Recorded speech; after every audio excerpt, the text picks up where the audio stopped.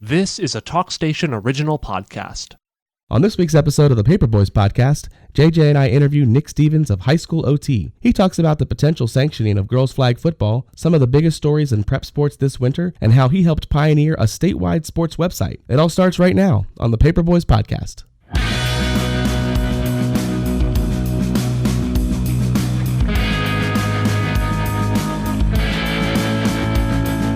Hello and welcome to the Paper Boys podcast. I'm JJ Smith. And I'm Zach Nally. We're reporters with the Carteret County News-Times. We are joined by HighschoolOT editor Nick Stevens. Thanks for being with us, man. Yeah, thanks for having me. If you haven't heard of HighschoolOT, and based on some numbers I'll give you here in a second, you're one of the few apparently. They are the high school sports, or as we say in the biz, the prep sports division of WRAL. They cover the whole state from, as people like to say, from Murphy to Manteo. And Nick, y'all had some numbers recently. It really stood out to me that in this day and age when local television affiliates don't even cover high school sports anymore, or any local sports really, and some newspapers even have stopped covering local sports and high school sports. And you talk to the general manager, you talk to people at these local television affiliates, and they'll tell you that their general managers just don't think it sells. They don't think anybody cares. And while everybody else is zigging, you guys are zagging, and based on some numbers you released recently, people care about high school sports in North Carolina. Yeah, 100%. You know, I don't think that's any surprise to those of us who are in it every day. You know, there's a lot of passion around high school sports in North Carolina, and it's not just football. You know, that's the one that gets all the attention, or most of the attention. But, you know, actually last year, our biggest growth came in spring sports and in the summer months, where there are actually no sports being played. So, you know, there's a lot of interest in sports, in high school sports in North Carolina. And, you know, as you said, a lot of media outlets are making the decision to pull back on high school sports coverage or even eliminate it entirely. And I would say that they're making a big mistake. There's a huge market in high school sports here in the state. Like you said, we put out a press release a couple weeks ago now, I guess, and that was the first time we've actually done that. And, you know, we had I think it was almost 2.4 million monthly unique visitors last year. And all we do is cover high school sports in North Carolina. So, you know, there's an audience there. Whether or not people realize that, the people that are making the decisions at various media outlets, yeah, I don't know, but I would say we have found it. I think you all had, you were up 56% over the previous year? Yeah, it was big time growth, and a lot of that is the fact that Capital Broadcasting, our parent company, actually invested in more staff for HighschoolOT this past year. So, you know, we added Joel Bryant, who's full-time football and recruiting for us year-round, and we added Evan Molesta, who has really taken charge of our creative and social media stuff and is out covering stuff just about every single day. And having those extra hands and being able to get to more places in all the different corners of the state has been a huge impact on what we're doing. Joel actually, during spring football last year, he actually went literally Murphy to Manteo doing football preview coverage. So, you know, that's really made an impact, I think.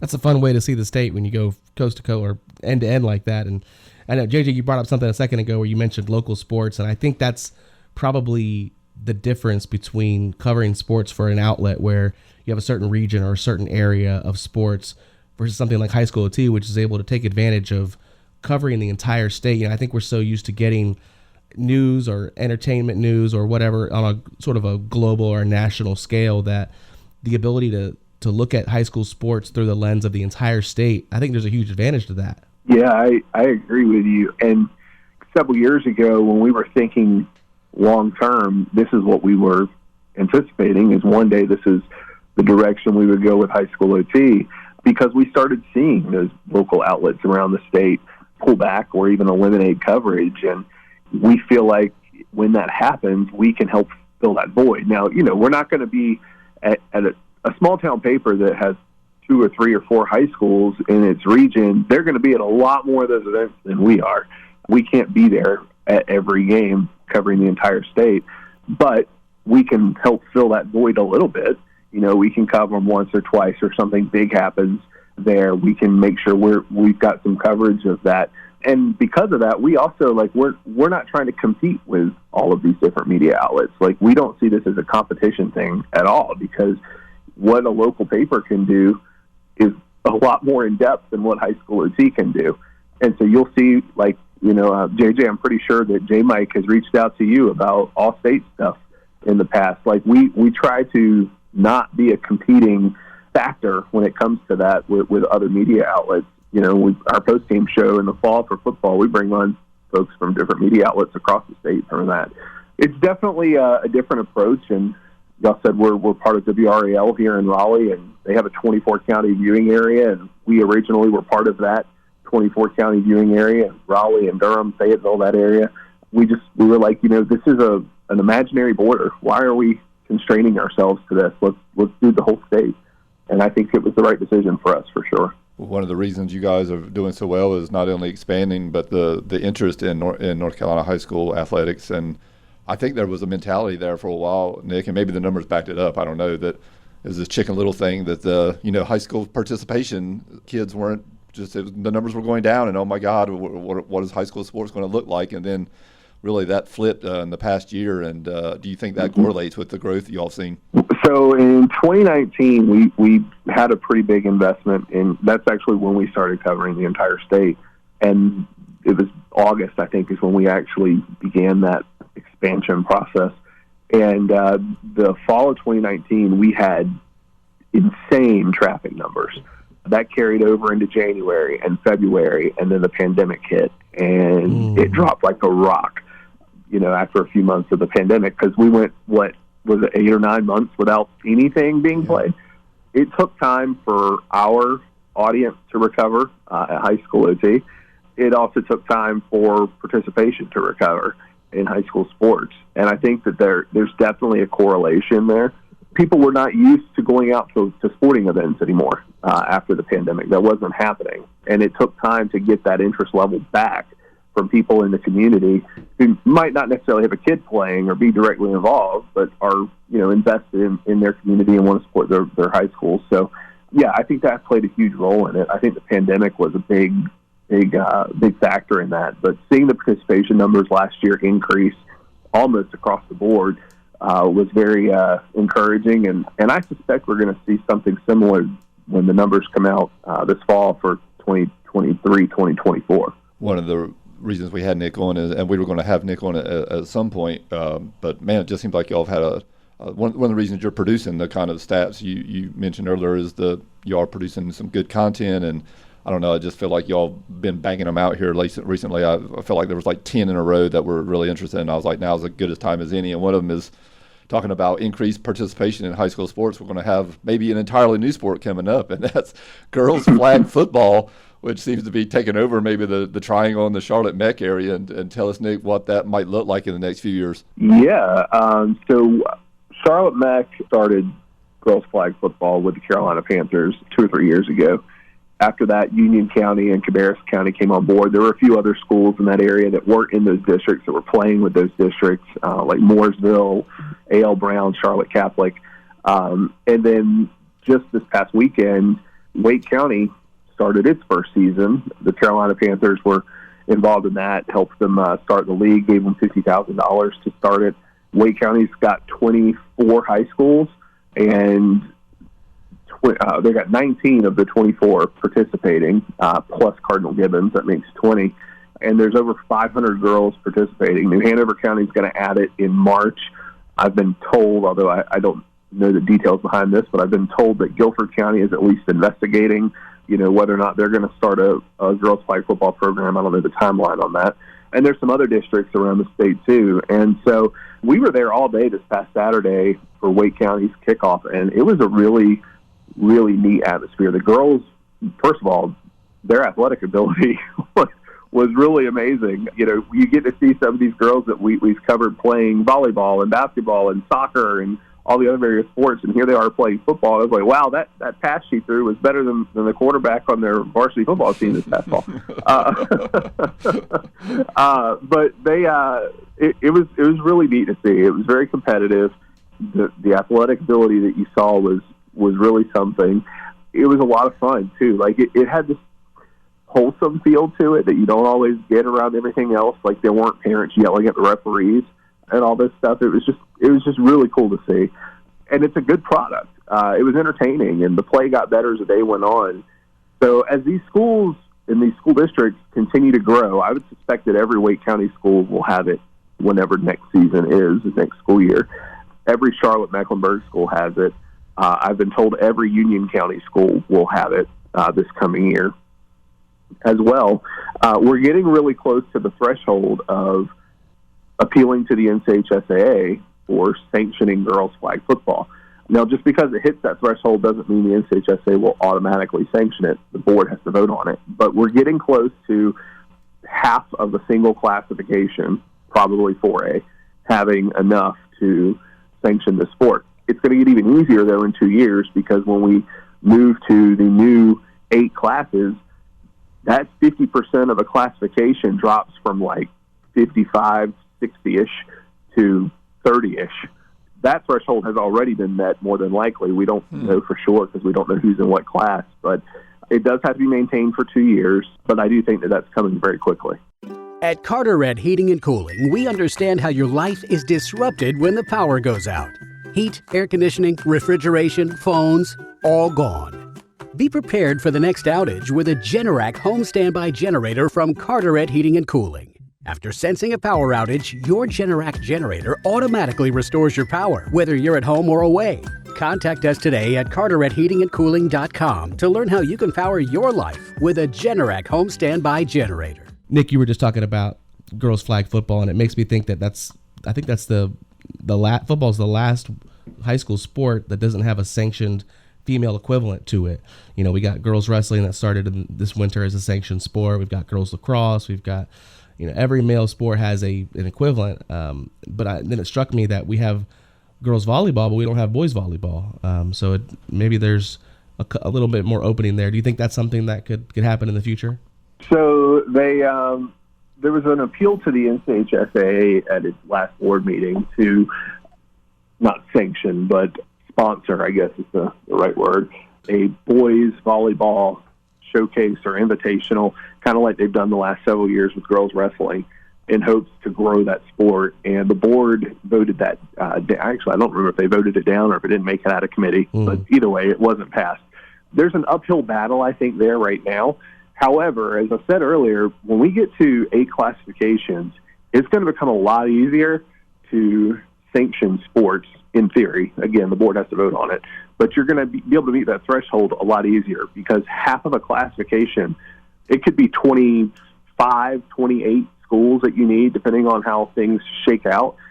You could be in a situation where all of Wake County offers a sport, and that's enough to appeal to sanction it across the state. And Wake County, for example, has stunt, which is a girls' sport in the spring that's kind of like a mix between cheerleading and gymnastics. So could we be moving in that direction? I have no idea. But there are schools around the state, especially down in the Charlotte area, that offer boys volleyball. There are schools that have bowling teams. Is that something that could be sanctioned in the future? It's going to be interesting to see because that language was not changed when that bylaw was passed. And so that would require another bylaw change to change the way that sports are sanctioned with 8 classifications. And we all know how difficult that is. Yeah, there are definitely some unusual sports that, certain areas might have. I was talking to a young person from the Charlotte area who went to Greystone and said, I think target shooting was a sport that they do out there. So there's definitely some other things. Now, how about the newest sanctioned sport right now, girls wrestling? We see it here on, the Eastern North Carolina level. At the state level, do you expect it to grow at the rate that it's been growing so far? I mean, I think last year's state tournament was the showing was so big they had to create a secondary tournament just to allow everybody to participate. Yeah, I mean, that's a good problem to have, right? We obviously, as people who are invested in high school athletics, want as many people participating as possible. And so, I think that sport's going to really continue to grow. There's not a lot of competition in the winter in terms of participation. There's not as many sports in the winter as there is in the fall or in the spring, especially. So I think that that's one thing that's really helping girls wrestling. I also think it helps that the wrestling coaches and the wrestling community in North Carolina they really got behind girls wrestling in a really big way when the Invitational started. I think that's played a big role in that, and I have no reason to believe it won't continue to grow. I mean, I think you're going to see girls wrestling be a very, very popular girls sport here in North Carolina pretty quickly. It'll be interesting to see what those numbers are this year compared to last year, now that it's a sanctioned sport and they'll be wrestling for actual state championships. I suspect you'll see another big jump in participation this year just because of that.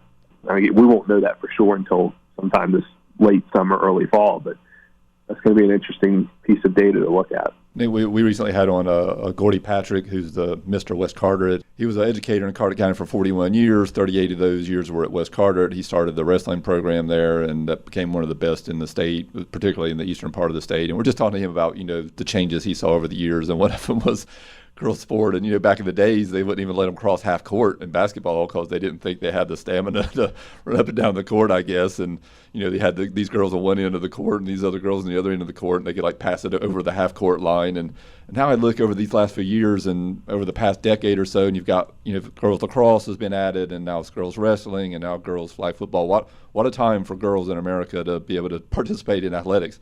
Absolutely. And I think it's great. There are a lot of opportunities that exist now that did not exist even 5 or 10 years ago. And girls wrestling is the quickness in which that became a sanctioned sport is a great example as to the fact that there is a market out there for this, right? Yes, we were talking earlier about HighschoolOT and our audience, but ultimately it all comes down to the market of, are there athletes willing to play and participate, and are there people willing to go and be part of the activities that are taking place, whether it's spectators or something else. And I think that the more opportunities that exist, the better. We know that the impact of high school athletics on kids is strong and in a positive way. They get better grades. They miss fewer days of school. It's almost a 100% graduation rate. It is the most effective dropout program that exists in schools. So the more kids you get involved, the better all of those other things become, and that's good for all of us. And so, I think the more opportunities that can be provided, the better for boys and girls. Yeah, definitely. As reporters, we love to see more opportunities for kids to play sports in school. But I think there's also, on the flip side, there's a big logistical challenge looming on the horizon, and that's, we already have a shortage in officials. And, adding sports is only going to add to that burden. I'm curious what your perspective is on, there's a bleak picture that's been painted where the average age of these officials is over 60, and they're trying to recruit young people, and they're trying to quell the criticism they face from parents and coaches and on the sidelines. And I'm curious, what's your thoughts on the future of officiating in state high school sports? The officiating concerns are very real. And there's a lot that needs to be done, right? I mean, you can't play sports without officials. And there's a lot of things that go into that. Now, I actually was in Indianapolis back in August for a summit with the NFHS about officiating and sportsmanship, and I was on a panel talking about the media and our role in that. But I sat there and listened into a whole bunch of different things over the course of 3 days. And one of the positives I took away was that the national organization that officials can belong to, they actually see some positive movement here. There are things that states are doing to address, like the sportsmanship issue, which that is the number one problem that officials say keeps them from wanting to officiate. That's why that's why they can't retain officials, because who really wants to go out there and work and just be berated the whole time, right? I mean, I don't want to do that in my job. And then the second or third thing down was officials' pay. And, we've seen the NCHSAA address officials' pay in the last couple of years, and there's lots of sportsmanship initiatives out there at the local level, state level, national level. So things are being done, and there are some positive signs that we might be moving in the right direction just a little bit, at least nationally. The NCHSAA, we've had some shortages here in North Carolina, that's for sure, but they have actually, for the most part, not been in the dire positions that some other states have been. And so, it's going to take some work. to get the officiating levels where they need to be. And as we add sports, we're going to need more officials. For girls flag football, at least in Wake County this past weekend, they actually trained, in many cases, football coaches who are coaching on Friday nights in the fall to be officials for the girls flag football programs that are happening here. Wow. And that was, I think that was well received. And, I saw a lot of assistant football coaches out there. There were some of the head football coaches at some of the premier programs in Wake County were out there officiating on Saturday. So, that was positive to see. And, I think that there are more things that are going to be taking place over the course of the next few years, not just in North Carolina, but nationally, that will help address that problem of officiating, because the alternative is we just don't have sports, and I don't think that's acceptable to anybody. We're getting ready to come up on February, and that's one of the most exciting months, I feel like, in North Carolina High School Athletic Association. With a coach around here used to tell me that this was jewelry season. State rings are getting ready to be handed out.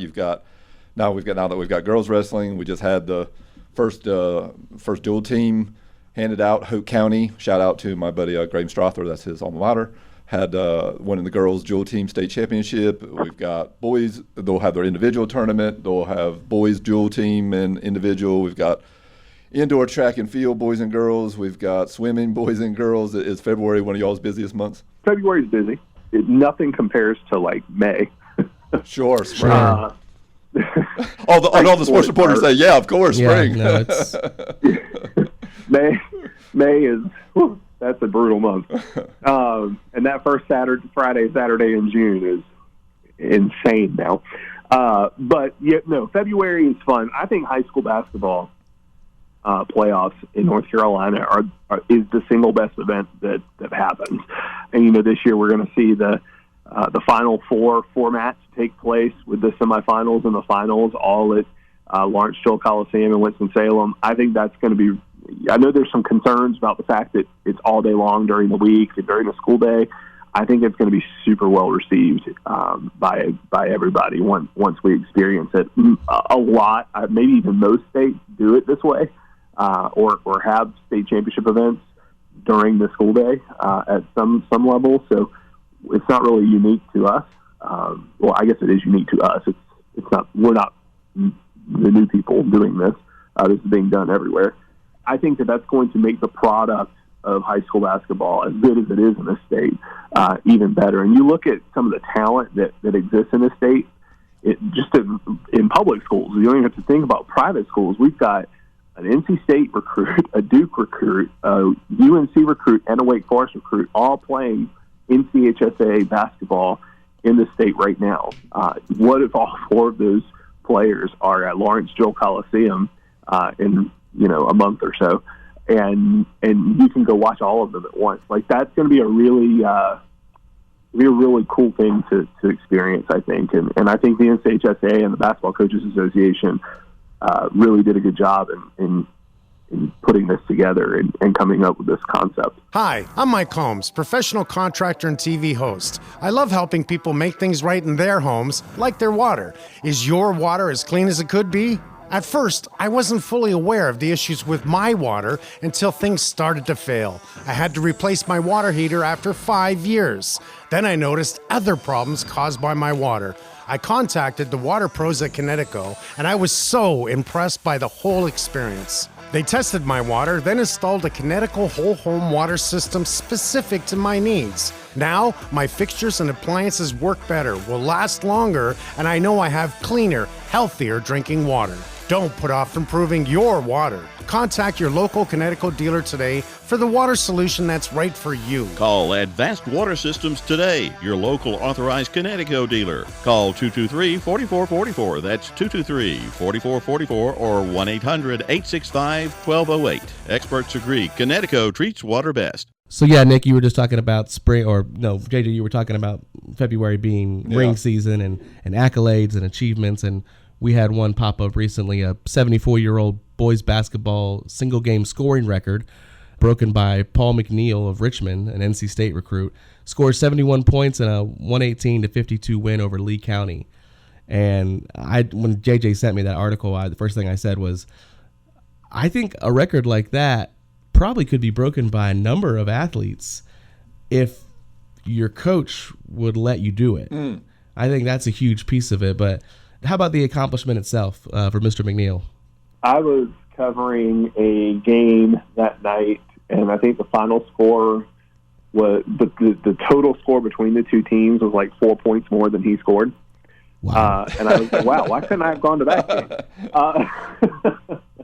I mean, look, it's a 74-year-old record held by a player at Clayton.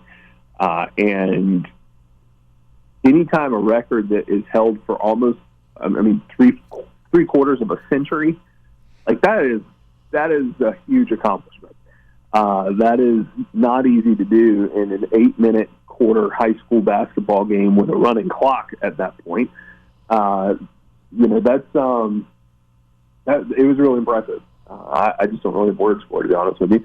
There were a lot of people that were talking about running up the score and whatnot, and I understand that. But also, I used to coach AAU basketball, and I was on the receiving end of some blowouts at times. And I never complained about it because I was always like, look, you better get me now, because when I can get you, I'm going to do the same thing. Because it's not their job to stop themselves. It's my job to stop them. The kid gets a chance to really break a huge record like that. I wouldn't hold back from him either. I think that's a great thing for him. And again, a 74-year-old record, anytime that falls, that is actually his start. Yeah, you mentioned Clayton. That was Bob Poole in 1950, and he scored. I'm assuming that if this kid scored 71, that guy must have scored 70. Or let's see what it says here. I think I'm looking at your story. 68. Scored 68 and an 88-27 win. Wow. I mean, you talk about carrying. In 1950. Yeah. And no 3-point line. Yeah. Yeah. All straight to the basket. And, I took a look at it, and I think your story said that Paul McNeil had 56 by the end of the third quarter, and they're leading 99-35. So, you're right. There's some running up the score there. But I do think there's times that, we sit on the sidelines and watch a best player who's having a great night get pulled and sit on the bench, or is told, hey, don't launch anymore from the 3-point line, or don't go for those buckets. I think most people's reaction to that is disappointment too. Oh, absolutely. We're there to, Sure. There's the entertainment factor to all this. For sure. Yeah, I agree with you. And again, like, how many times do you get the opportunity to break a record that stood for 3/4 of a century? Yeah, how about it? We'll stay on the basketball beat, Nick. We've got a couple of McDonald's All-Americans on the girls' side. Sarah Strong and, correct me if I'm wrong, Zamariah Jones. Yep. And Sarah is the number 1 overall recruit in the country. I'm trying to think, I remember Shay Ralph back in the day. I think she was number 1. Have we had many number 1s, or are those about it? I'd have to go back and look historically. I'm trying to think if we've had a number 1 player in the country. Nobody jumps out at me. I'm sorry, did I cut you off? No, I said nobody. I'm like you. Nobody really jumps out at me. Yeah, I'm trying to remember if we've had any, and I can't think of any. Now, if you haven't seen Sarah Strong play, she's truly special. J. Mike Blake actually did a story about her. You know what? Sanaya Rivers, where was she ranked? I think she might have been up there. She was like top 10, but I don't think she was number 1. She was number 1? Yeah. Okay. Back to my original thought here. J. Mike Blake actually just did a story recently in the last several days on Sarah Strong and how she's being compared to, like, NBA players. Oh, wow. Like how she, like, her style of play. And so, if you're a fan of basketball, you should try and check her out sometime. She won a state championship last year. I believe she was the Gatorade Player of the Year last year as well. And she's truly special. And it's not that often you get the number 1 player in the country in any sport in your particular state. and she's here. So,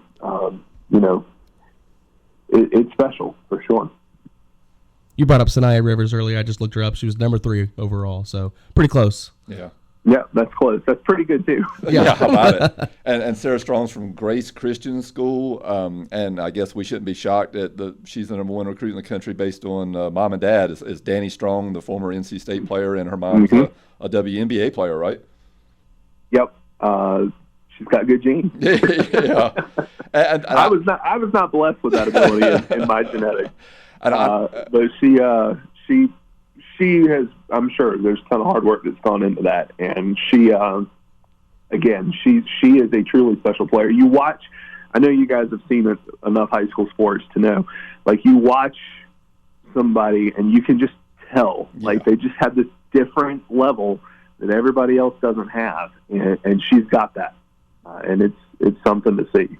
And I'm actually more excited about the other one, Zamaria Jones. She's from North Pitt, and other than Sonara Rivers that we just mentioned, which is Wilmington, I don't think if you ask anybody if Wilmington's ENC, they're their own little thing. They're SENC. ENC wise, having Zamaria Jones from North Pitt being McDonald's All-American, I don't recall ENC ever having a girls McDonald's All-American. If they have, I don't know. I wouldn't recall who it is. Yeah, I don't recall one either, at least since I've been around. She's is a scoring machine, though. We've seen her several times. We were actually out there when she did her commitment announcement, and just the excitement in that gym that night that she committed to NC State was really special. Like, you could tell how much it means to the community. You're in a small town in eastern North Carolina, and you've got one of the best basketball players in the country, and she's committing to an in-state university. It was really cool. And again, she's really fun to watch, too. If you've never seen her, I'd recommend getting out because she's special. For sure. And Strong is still up for grabs. We don't know where she's going, but I think you mentioned you were on High School OT that the Blue Bloods were looking at her, right? Yeah, I mean, everybody would take her. She's one of those recruits that, like, if she says she wants to come to your school, you say, okay. I mean, you name it, she's got an offer. So I was going to say, she's probably looking at the UConns and the South Carolinas of the world, right? Yeah. Oh, hey, maybe it's the NC State. Hey, the Wolfpack women are up there this year. They're in the conversation. Man, Nick, I always tell people if Nick Moore could only coach every sport at NC State, they'd be in good shape. I won't comment on that. Nick is a Wolfpack alum, so I mean he's allowed to say whatever he wants, right? I try and keep it unbiased. Well, we're a long ways away from football, but we had some interesting football news in our neck of the woods, and it kind of carried over to football news that you all also covered as well. Man, talk about a non-conference game next year already is on the books. Tell me the excitement level you think, not in maybe in Eastern North Carolina, Nick, but in the estate to see Havelock and Tarboro playing a couple times here in the next couple of years. Yeah, I mean, you got two of the perennial powers in the East that are playing each other, and I don't recall if we actually got this information. Have they played before? I don't know that we. I don't remember them playing. Yeah. I feel like that's a game I would have probably been at if they had. But anyway, we got to see in the western part of the state during the playoffs this year, we got to see Shelby and Reedsville play each other. This is kind of like that version of that game in the eastern part of the state to me, with two of the big powers playing one another in the East. And I'm excited because it's a home and home. They're going to do it again the following year too. So that's going to be a really fun matchup that I am sure we will cover on High School TV. Yeah, we were very whatever night that is. I don't even know what. I looked it up. It's Friday, September the 27th, which is my birthday. So that's like week 5, week 6. If Zach or Nick wanted to give me a birthday present, what a gift! You should go cover that. Give a gift to yourself. I was super excited and thought maybe I'll venture out of Carteret County and we'll change Carteret County news times to Carteret Craven news times that Friday night. But it's not in Havelock. It is in Tarboro, and I don't know if I'll make that. I don't know. It's your birthday. Well, yeah. Not that bad of a drive. That game is. I go to a barbershop in Havelock, and I just went there on Tuesday, And that game is already being talked about, no doubt, by people around town, and they're excited. And there was some talk that 3A versus 1A, and sure, but I don't know. This is too. When you're that good, I'm not sure the classification plays that big a role. Yeah. So we'll see. Tarboro will play 3A schools on a regular basis. No doubt. They've had some big time matchups back when Rocky Mount was really good, and actually I think they won a state championship. And Tarboro had beat them. That's Tarboro doesn't back down from that. They're not worried about that. They want to get that competition now, because when they get to the state championship, they want to be prepared. And they've been to 6 straight at this point. So I think that the classifications are.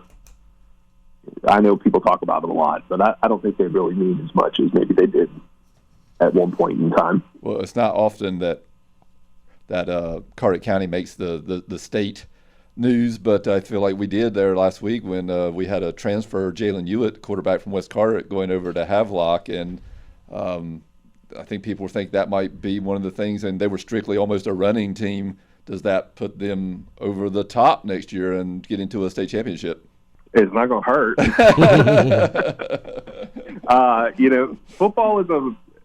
Football has changed a lot over the years, and you've got to be able to throw the ball to win now. It's difficult to win at that level if you are a one-dimensional team, right? So, as you go up in classification, and in the western part of the state, you still see a lot more of the, I don't know if it's necessarily air raid, but throwing the football than you do in the eastern part of the state. There's still a lot of heavy run teams in the eastern part of the state. So, you've got to have that ability to throw the football to win those games consistently. And so you add a quarterback with some talent, and that's going to help your campaign as you try and win a state title. In 1959, you could buy a new house on the coast for about $12,000, a new car for $2,000, and fill it up with gas for only 25 cents a gallon. Everyone was cruising the beach, listening to the Platters, the Coasters, and a young guy named Elvis. And when it was time to eat, they all ended up at L's Drive-In in Morehead City. For over 60 years, L's has been serving up our world-famous super burgers, shrimp burgers, oyster burgers, and our mouth-watering fried chicken and barbecue. This coastal tradition of great food and friendly and fun customer service means L's is proud to be serving our 3rd generation of regulars. And we're not done yet. Drive in and pick your spot under the old oak trees, next to the hospital in Morehead City. Then prepare your taste buds for a coastal tradition like no other, providing the best food, service, and atmosphere in Morehead City since 1959. L's Drive-In, next to the hospital in Morehead City. Let's hear a little bit about the Nick Stevens story. We just mentioned that you're a... That's not really interesting. We mentioned you're an NC State alum. Tell us about how you grew up and where you grew up and how you got into this crazy business. Crazy business is a good word. Well, I'm from Raleigh, born and raised in Raleigh. I was in high school at Green Hope High School in Cary. I knew this was something I was interested in, this field. And back then, we still had newspaper classes in high school. And so I was taking newspaper my freshman and sophomore and junior year. And then there was a conflict my senior year. My mom, who I love dearly, insisted that I take trigonometry because it would look good on my college application. And I am not a math person. That's why I work with words. And it conflicted with when I would be taking newspapers. So I couldn't take newspaper class. That was, that would be 2005. No, that's 2006 when that was happening. That was like when blogs were like a thing, right? Right. I started my own sports blog just to write, just to practice. And I had no expectation that anyone in the world would ever even see it. But the general manager of WRL.com saw it, and he reached out to me and was like, hey, would you like to write a blog 2 or 3 times a week on high school football on WRL.com, and we'll pay you $300 a month for it. I was like, well, yeah, absolutely. $300 a month to a high school student is like real money. How about it? So that's what I did in the fall of 2006, and I guess they liked what I was doing, and they were like, hey, you want to do it for basketball season? Sure. And then in the spring, I actually was going to UNC Wilmington. I did not even apply to NC State. Had zero interest in going to NC State. I wanted to go to the beach. There you go. And they were WRL.com. John Conway was the general manager at the time. He's retired a couple years ago. But he's like, we'd like to continue this and build out a section on WRL.com for high school sports, not just a blog. And I was like, well, I'm going to be in Wilmington. And that wasn't really going to work for them. And so the week of my high school graduation, all of my plans changed. I decided I was going to go for a semester part-time at NC State and transfer in full-time so I could keep working at WRL. And then in the summer, August of 2008, we launched HighschoolOT.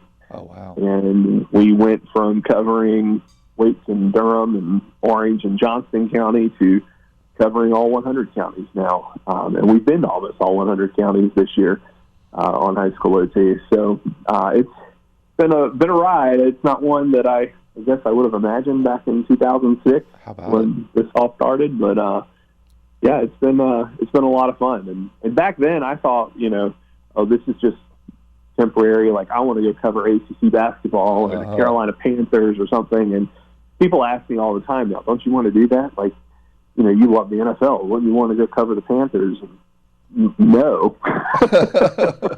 I don't. Well, for many reasons, I don't want to cover the Panthers. But, no, I really enjoy high school sports. It's meaningful. You get access to the players and the coaches, and you get to tell stories. Like, they care when you're there. It's important that people show up. When you show up to cover an NC State basketball game, they don't care if you're there or not. They don't know if you're there or not, right? I mean, they're on ESPN. They don't care about local media or any media.